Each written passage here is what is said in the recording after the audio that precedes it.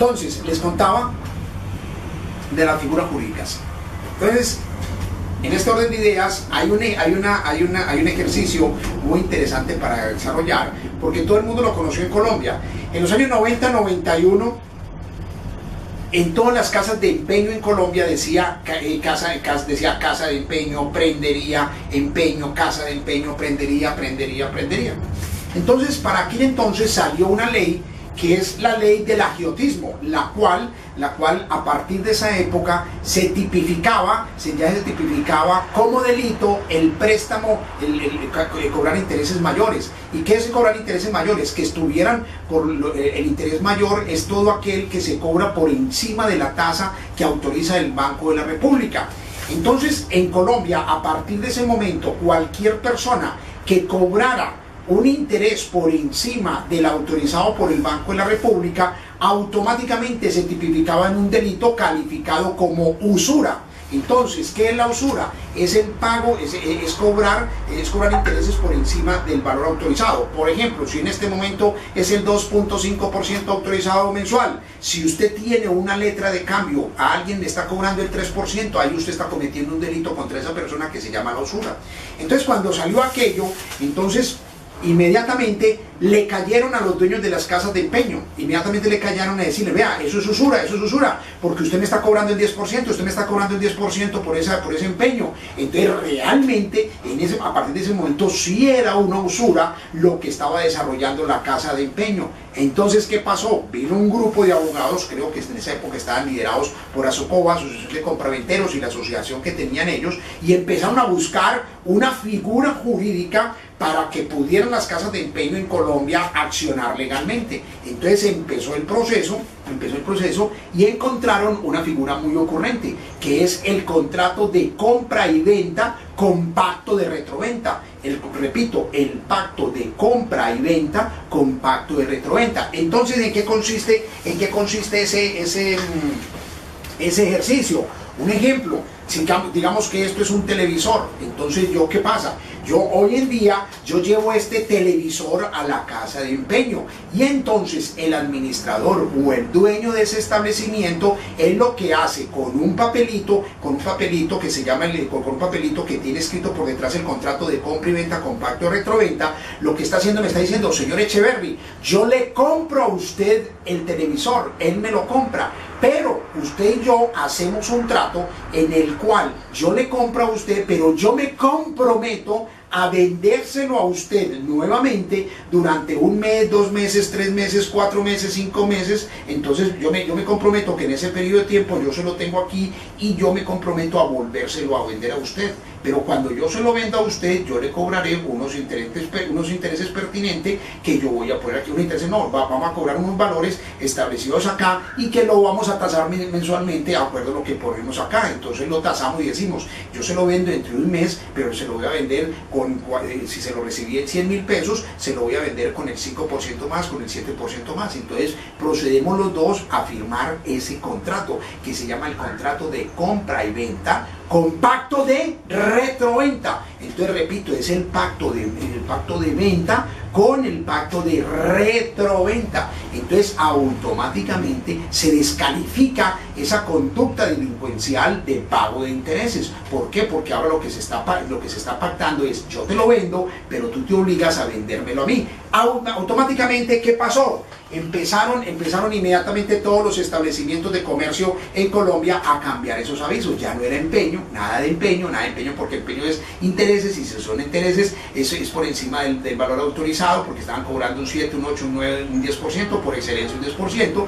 entonces ahí hay un delito. Entonces proceden a cambiar los nombres, casas de compra-venta, compra-venta, compra-venta, compra-venta. ¿Por qué? Porque aquí lo que celebramos es un contrato de compra y venta. Entonces alguien dirá de una forma necia, explicando aquí, dando una charla sobre figuras jurídicas, alguien dirá, no, que eso es lo mismo. No, señor, hay una gran diferencia entre empeño y casa de empeño. Hay una diferencia garrafal, tan garrafal, que el accionar es el mismo. Pues para usted sí es lo mismo, pero sí hay una diferencia garrafal. ¿Y cuál es la diferencia? Que este es ilegal, que este es legal, que por este me ponen preso y por este no me ponen preso. correcto, que por este me cobran una multa, por este no me cobran una multa, que por este me cierran el establecimiento y por este no me cierran el establecimiento. ¿Se dan cuenta la gran diferencia? Entonces, ¿qué fue lo que utilizaron ahí los abogados? Los abogados desarrollaron una figura jurídica y la presentaron ya la presentan ante un congreso o ante un congreso para que se legisle sobre esa figura jurídica, y entonces ya hoy en día está plenamente legalizado. Esas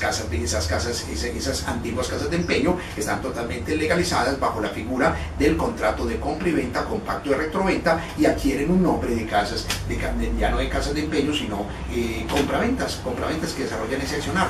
Ese es un ejemplo de figura jurídica. Cuando a usted de pronto alguien le dice, no, pero es que eso es lo mismo, no, señor, eso no es lo mismo. Y así me podría quedar aquí hasta las 5 de la mañana y nos queda pues 10 horas, 15 horas más hablando de figuras jurídicas y no acabaría. ¿Por qué? Porque por donde usted camina en el accionar normal del ser humano estamos llenos de figuras jurídicas, por toda parte estamos llenos de figuras jurídicas. Entonces, y para terminar le pongo una sola, cuando se supone, y aquí utilizando el ejemplo de por qué nosotros no hacemos captación indebida de dineros en OneCoin. Nosotros no hacemos captación indebida de dinero en OneCoin porque usted está entregando un dinero y a usted a cambio le están entregando un paquete educativo. Ese paquete educativo puede ser o presencial, que usted va a recibirlo, o puede ser que se lo entreguen en los libros, o puede ser virtual, porque la ley lo establece como tal ya ahora el tema de la virtualidad.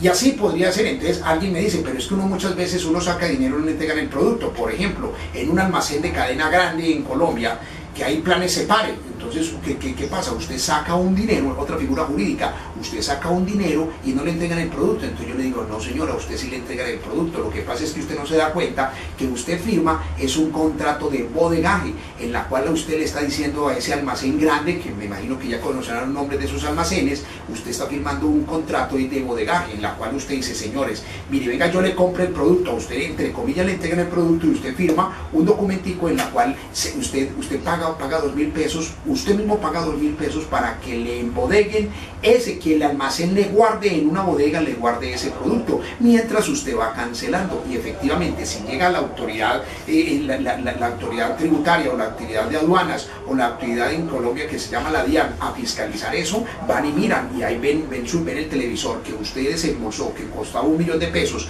y que usted desembolsó solamente 100.000 o 200.000 pesos, van y verifican en la bodega y ahí ven el nombre suyo, Pedro Pérez, y el abono que ha hecho, y ahí está el contrato de que usted ha firmado y ha pagado 2.000 pesos por bodegaje mientras termina de pagar. Entonces, ¿cómo ese contrato de bodegaje inhabilita, rompe, hace una ruptura de una cadena procesal delictiva o de una conducta, o llámese mejor, de cómo ese contrato de bodegaje que usted firmó y que usted pagó, cómo inhabilita o rompe el accionar delincuencial? Porque si no, de no ser así, entonces ese almacén estaría haciendo captación indebida de dinero y eso está penalizado, ¿correcto? Entonces esto es para que ustedes sepan que hay unas cosas que se llaman figuras jurídicas a nivel mundial, en todo el ordenamiento jurídico, en todos los procedimientos jurídicos, tanto nacionales como internacionales, por donde uno camina, hay figuras jurídicas para buscar una completa legalidad en el accionar.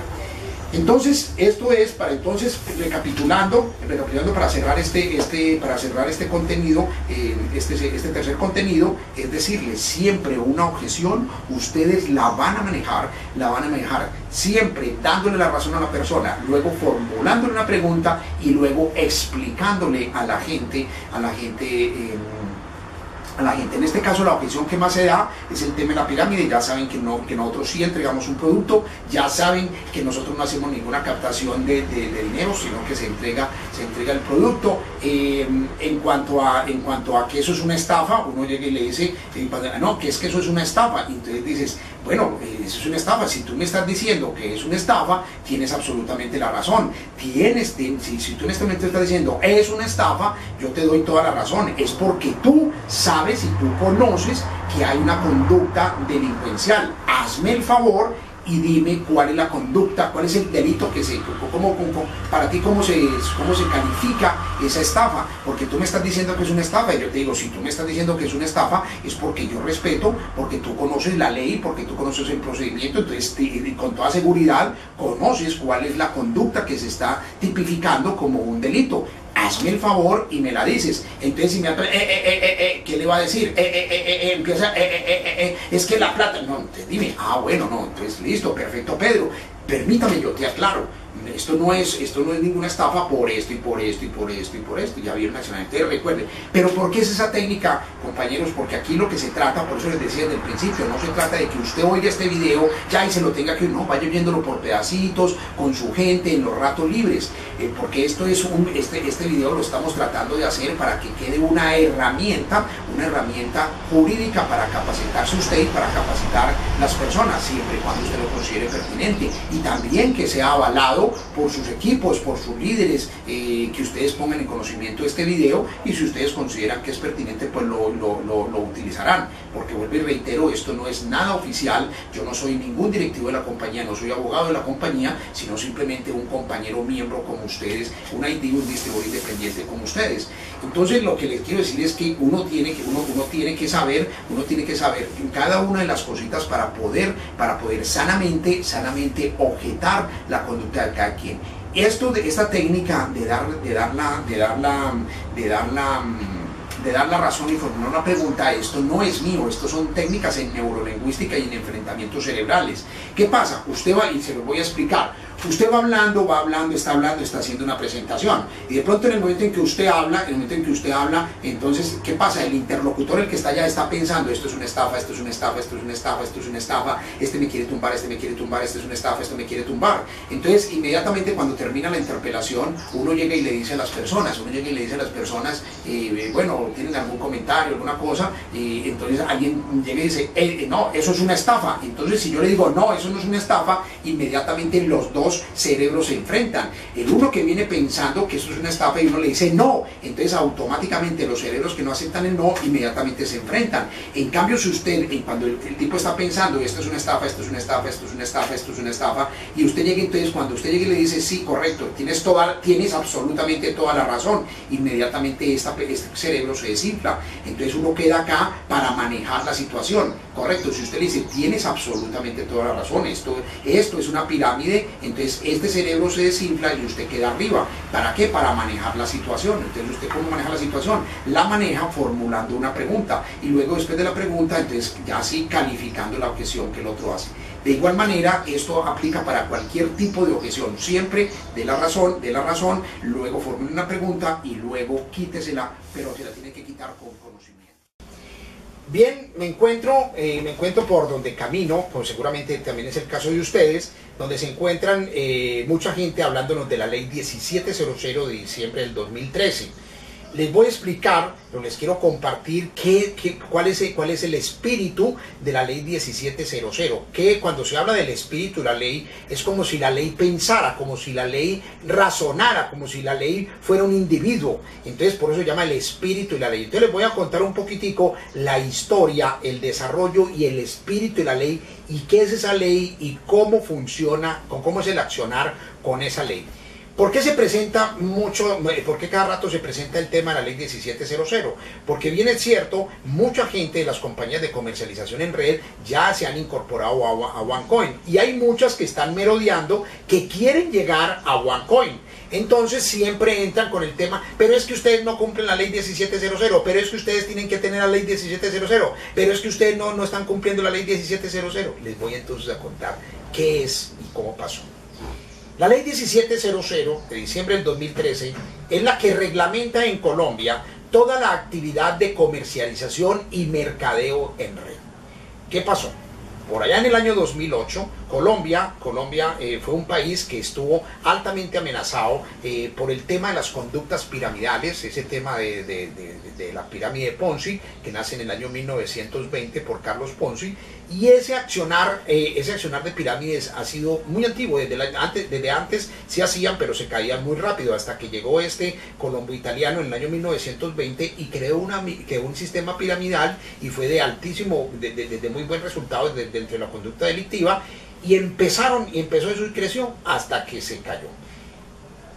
Pero entonces quedó en la mente delincuencial, quedó la utilización de ese sistema para estafar. Y si usted estudia la pirámide de Ponzi, se da cuenta caramba, que cada rato se pone en cualquier parte del mundo y siempre va a tener cautivos, siempre va a tener gente que la va a querer desarrollar y siempre bajo la misma figura. Eso es la pirámide de Ponzi. En Colombia, por una conducta ambiciosa que es muy característica de los humanos, entonces empezó a crecer esas conductas piramidales. Listo, empezó a crecer y por allá, listo, caían, se reventaban y salían. De pronto, indistinto de las pirámides, sale por allá un señor de apellido Murcia y crea, David Murcia, y este señor David Murcia crea un modelo económico y lo denominó DMG, y él empezó a accionar con ese modelo y empezó a hacer una captación de dinero y empezó a hacer una cantidad de cosas que en su momento, después en otro escenario que no sea este, yo les podría contar a ustedes exactamente cómo fue todo el proceso y todo el desarrollo de David Murcia con el tema de DMG. Y les quiero contar que la mayoría de los accionarios no fueron delictivos, sino que no estaban reglamentados en Colombia. Y en Colombia, y hay algo bien ocurrente en el derecho que dice que lo que no está prohibido está permitido, salvo que usted sea funcionario público. Pues déjeme decirle, con el caso de DMG, había muchas cosas que no estaban reglamentadas en Colombia. Pero lo que fuere no es en este momento el escenario para hablar si el accionar de David Murcia con DMG era legal o ilegal. No, lo cierto del caso es que ese modelo creó un pánico financiero, porque empezaron de todas las se empezaron a bajar todos los dineros existentes en los bancos. La gente empezó a sacar de todas las corporaciones de ahorro y de todos los bancos y de todas las cooperativas de ahorro, empezaron a sacar dinero y empezaron a metérselo a DMG, y eso creó un caos financiero y un caos económico en el país. Entonces, para aquella época hubo que declarar una emergencia económica en el país, y entonces sale una ley y declara la emergencia económica en el país. Uno de los procederes para que el presidente de turno manejase esa situación del país fue declarar la emergencia económica, pero alguien le dijo: tenemos que reglamentar esa actividad de comercialización en red en Colombia, porque eso está creciendo mucho, y tenemos que reglamentar bastante el tema de los multiniveles, porque en Colombia está creciendo demasiado. No hablaron de que los multiniveles fueran ilegales, que las compañías de comercialización en red fueran ilegales, porque ¿cómo van a ser ilegales los multiniveles en Colombia, o las compañías de comercialización en red en Colombia? ¿Cómo van a ser ilegales si precisamente tiene una ley específica para eso?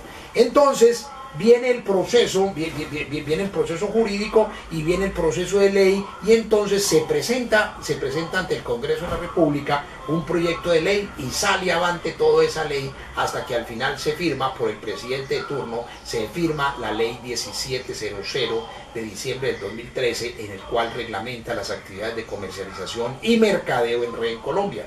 Tiene una particularidad: es única, en la única parte del mundo donde hay una ley específica de comercialización en red de multiniveles, se llama Colombia. Entonces ustedes se preguntarán: ¿y cómo se reglamenta esa actividad a nivel mundial? Pues todos los países tienen reglamentada esa actividad de multiniveles y de comercialización en red, acuerdo la normatividad competente que rige cada uno de los accionarios. Me hago entender. Lo que conlleva al derecho comercial en la actividad de comercialización y de mercadeo en red está plasmado en el Código de Comercio de cualquiera de los países. Lo que compete al derecho civil está plasmado en el Código Civil de ese país. Lo que compete a la parte penal está plasmado en el Código Penal de cada uno de esos países. En Colombia lo que hicieron fue sacar una ley, una sola ley que reglamentara toda la actividad. Eso es todo. Esa es la diferencia que hay con otros países. Entonces sale la ley 1700 y entonces el gobierno nacional llega y dice: mire, las compañías de comercialización en red, las compañías que desarrollan actividad de mercadeo en red o de multiniveles en Colombia tienen que estar regidas por esa ley. Perfecto.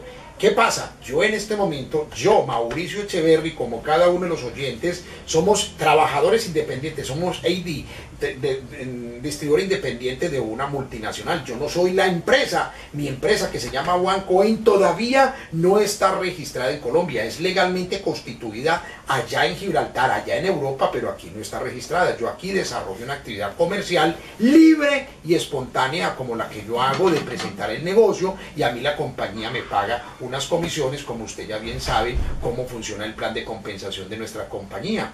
Entonces, pero cuando la compañía ya, cuando OneCoin quiere entrar a Colombia bajo cualquier figura, bajo cualquier nombre, puede ser lo que sea, ya verá la compañía cómo con su equipo de abogados cuadran cómo va a ser la figura de que va a entrar a operar en Colombia. Entonces ahí, cuando ya entren a operar en Colombia, este modelo de negocio nuestro, como tiene un componente mercadeo en red, entonces el gobierno nacional le va a decir: ah, bueno, señores, si ustedes van a operar acá OneCoin, o con la marca que sea o con el nombre que sea, van a entrar a operar aquí en Colombia, entonces sí tienen que regirse por la ley 1700. Entonces ya la compañía, los abogados cogen aquí que dice la ley. Entonces, ¿qué dice el artículo primero? Define cuál es el objeto de esta ley. Ya entonces el artículo segundo define que se entenderá que constituye actividad multinivel, toda actividad organizada de mercadeo de promoción tiene que tener 3 elementos. Primero, la búsqueda o incorporación de personas naturales para que éstas a su vez se incorporen a otras personas naturales con el fin último de vender determinados bienes o servicios. Con el fin, óigame bien, con el fin último de vender determinados bienes o servicios. Ahí estamos nosotros.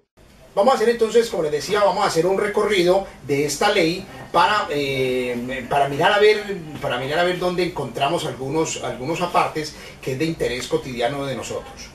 Vuelvo y le reitero, en este momento, antes para no generar ninguna confusión, nosotros en este momento no tenemos que regirnos por la ley 1700 de diciembre del 2013.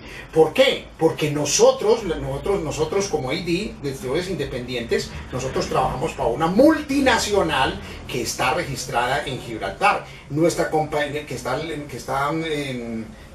legalizada en Gibraltar. Nuestra compañía no está registrada aquí, entonces nosotros en este momento, como no estamos registrados acá, no nos estamos siguiendo por la ley 1700.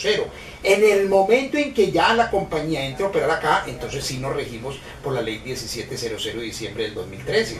Ahora, si nosotros estuviéramos desarrollando una actividad delincuencial acá, un ejemplo, si estuviéramos cometiendo un delito, entonces sí, inmediatamente alguien nos va a poner presos, alguien nos va a caer, entonces nos va a coger la policía y nos va a poner la fiscalía, y la fiscalía nos va a abrir un proceso y vamos a llevar ante jueces, y entonces nos van a poner presos o nos van a meter una multa.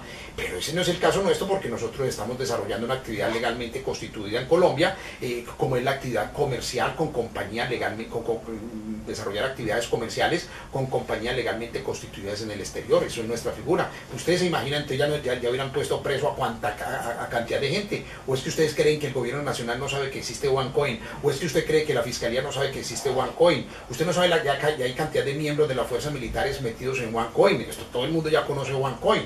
Entonces, para que se quiten esa cosa de la mente, en el momento en que Colombia en el momento en que OneCoin o cualquier figura que utilice OneCoin esté registrada en Colombia, entonces ahí sí nos tenemos que seguir por la ley 1700, porque el modelo de negocio de OneCoin tiene un componente de mercadeo en red. Entonces ahí le dice el gobierno nacional: usted se me tiene que seguir bajo las indicaciones que dice la ley 1700, pero ahora no. Entonces es para explicarles eso claramente, para que la tengan clara.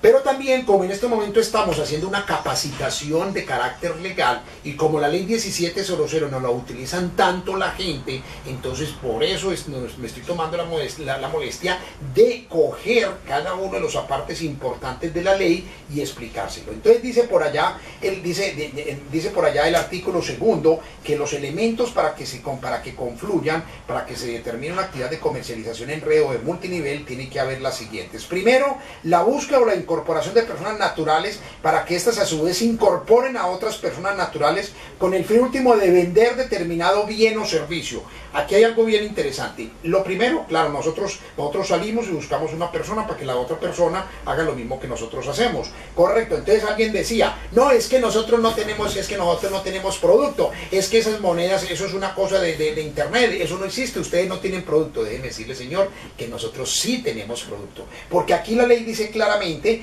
que incluyan los siguientes elementos, dice bienes o servicios. Entonces, ¿qué son bienes o servicios? Hay bienes, un bien puede ser un bien mueble o un bien inmueble, una casa o un carro, ¿correcto? Y servicios, hay servicios, hay unos servicios que son físicos y hay otros servicios que son virtuales. Ejemplo, los servicios virtuales. Cuando usted compra un paquete, cuando usted le compra a la Universidad Nacional, a la Universidad Nacional o a cualquier universidad, un seminario virtual, ahí le están vendiendo un servicio educativo virtual. O cualquier información, cuando usted le manda, cuando usted paga un servicio de TV cable, le están mandando una señal, eso es un servicio que viene a través de una fibra óptica o que viene a través de internet, pero usted está pagando un servicio que se llama un servicio de comunicaciones o de telecomunicaciones o de entretenimiento, se lo mandan virtual y así sucesivamente. El banco le cobra a usted un servicio virtual, que la banca virtual, y entonces todos los servicios bancarios se los está prestando el banco a través de ¿qué? A través de la internet, y por eso usted le están cobrando ese servicio bancario. Eso ya está totalmente reglamentado en Colombia, todo lo que tiene que ver con bienes y servicios. Entre los servicios está la ley ya contempla los servicios virtuales. Entonces es para que ustedes vayan teniendo en cuenta para esta utilización que nosotros no estamos desenfocalizados en el momento en que entre rápidamente la compañía, nosotros cumplimos con todo, vamos a cumplir con todo lo que dice la ley 1700.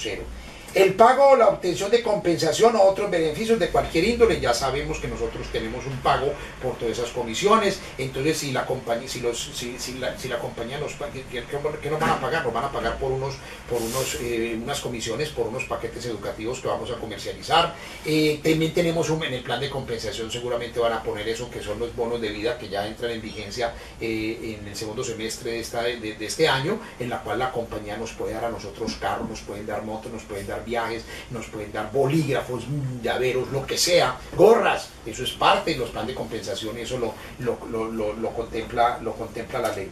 La coordinación dentro de una misma red comercial de las personas incorporadas para la respectiva actividad multinivel. Esto va a existir ya nuestra compañía. Ustedes se dan cuenta que como cualquier compañía en red, caramba, cuando tenga sus oficinas va a tener su director de oficina, van a tener unas personas en todas esas redes encargadas de cada una de las personas. Eso pues se sale eso. Dice aquí, las compañías que ofrezcan bienes o servicios en Colombia a través del mercadeo multinivel deberán establecer con el lleno de los requisitos legales contemplados en la ley vigente y tener como mínimo una oficina abierta al público de manera permanente. Obvio, cuando la compañía ya esté registrada en Colombia, va a tener una oficina. ¿Y cuál es la primera oficina? Por entendimiento y por lógica en Colombia, ¿dónde ponen la primera oficina? La primera oficina la ponen en Bogotá. ¿Por qué por lo general todas estas compañías ponen las principales en Bogotá? Por el número de habitantes. Porque es un país, guste o no nos guste, Colombia es un país centralizado, donde las grandes riquezas están concentradas en Bogotá, donde las grandes multinacionales están en Bogotá, donde toda la parte gubernamental queda en Bogotá, donde todas las embajadas están en Bogotá, donde el mayor número de empresas están en Bogotá, donde el mayor número de habitantes está en Bogotá. Entonces, ¿qué viene la compañía? Pone su oficina principal primero en Bogotá y luego empiezan a colocar otras sucursales. ¿Que por qué en Bichada no hay oficina? Pues porque el número de habitantes de Bichada no se lo permite, o porque el flujo de capitales en Bichada nunca se va a comparar con el que hay en Bogotá. Lo mismo, ¿por qué la compañía todavía no tiene oficinas en Bogotá, en Colombia? Porque apenas se está abriendo. Primero lo mismo que a nivel local, primero se abren que las ciudades capitales, las ciudades de mayor movimiento. En Colombia, ¿cuáles son los de mayor movimiento? Bogotá, Medellín, Cali, Barranquilla, y luego empiezan a abrir las oficinas. Lo mismo, una multinacional, ¿dónde abre primero? Donde están los grandes flujos de capital y donde hay un número mayor de personas. En este caso primero Europa, luego Asia y luego empiezan a abrir América. Es exactamente lo mismo. Tenemos tres grandes aliados para esto. Lo primero es la desbancarización mundial. En el mundo hay más o menos 7.300 millones de habitantes. De esos 7.300 millones de habitantes, hay 2.000 millones de habitantes que no están bancarizados. ese es un nicho de mercado que van a tener las criptodivisas para cogerlo. ¿Y la gente cómo se va a bancarizar? Con aplicativos tecnológicos. ¿Con qué?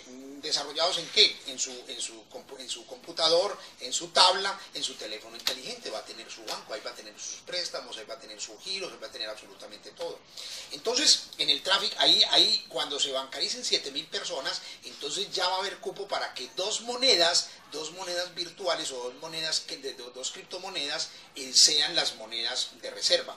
Ahí es donde le está apuntando, OneCoin. El segundo gran aliado en el mundo, la segunda gran figura aliada en el mundo, es el pago de las remesas.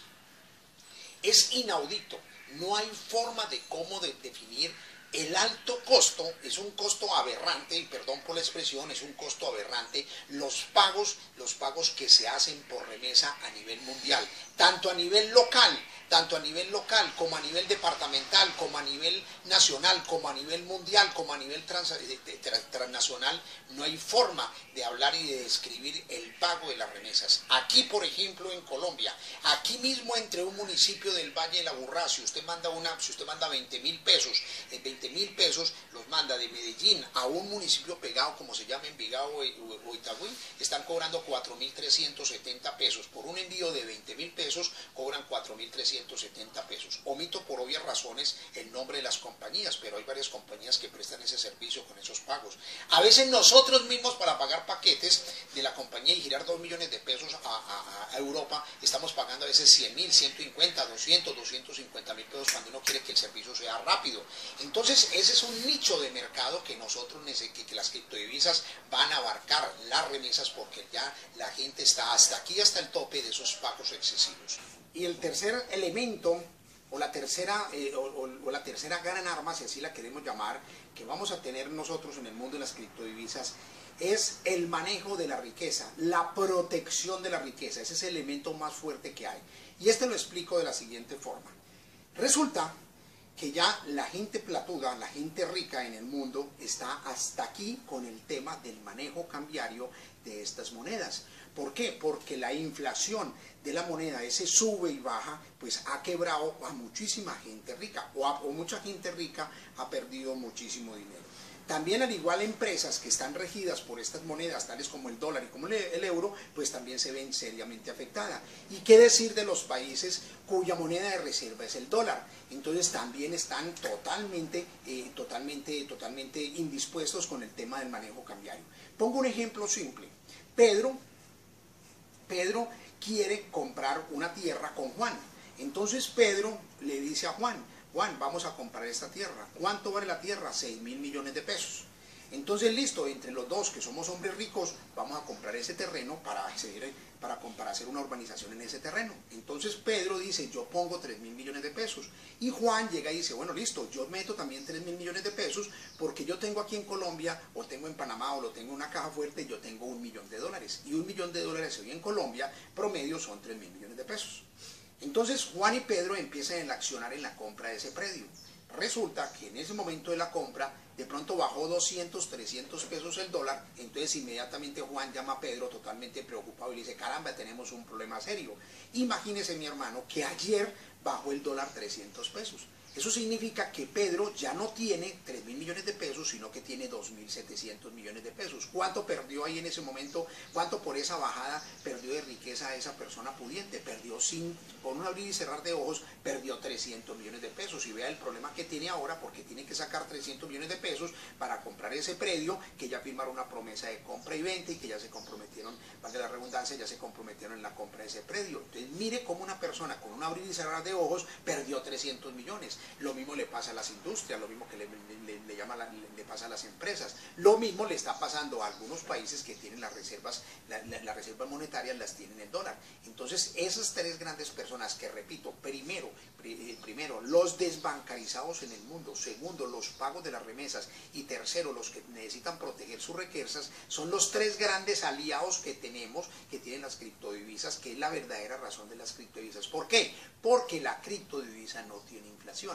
Entonces esto es para decirles que tenemos detractores, pero tenemos estos tres grandes aliados en el mundo, y por eso está trabajando OneCoin.